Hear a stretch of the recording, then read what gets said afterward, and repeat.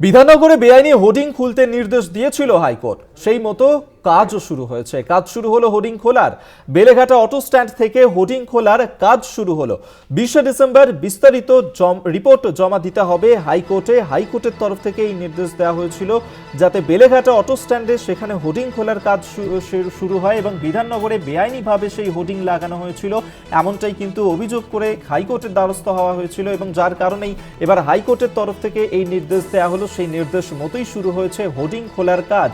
Beleghata auto stand থেকে hoarding খুলে নেওয়া হলো, সেই কাজ ইতিমধ্যেই শুরু হয়েছে।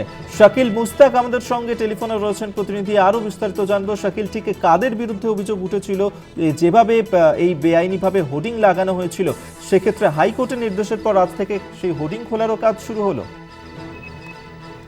একদমই, যে গত 21শে নভেম্বর কলকাতা হাইকোর্টের প্রধান বিচারপতি তিনি কিন্তু নির্দেশ দিয়েছিল বিধাননগর পৌর নিগমকে যে বেআইনি হোর্ডিং কিন্তু খুলে ফেলতে হবে আগামী 20 ডিসেম্বরের মধ্যে। সেই বিস্তারিত রিপোর্টও কিন্তু জমা দিতে হবে বিধাননগর পৌর নিগমকে হাইকোর্টে।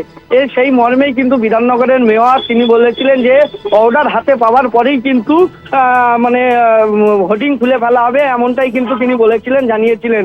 এরপরেই কিন্তু আজকে দেখা গেল বিভিন্ন এলাকায় বিধাননগর পৌর নিগম জুড়ে যে 300 থেকে 350টি হোর্ডিং আছে সেই সবগুলো কিন্তু ইতিমধ্যেই খুলে ফেলার কাজ শুরু হয়ে গেছে হাইকোর্টের নির্দেশ মতোই। অভিজ্ঞতা।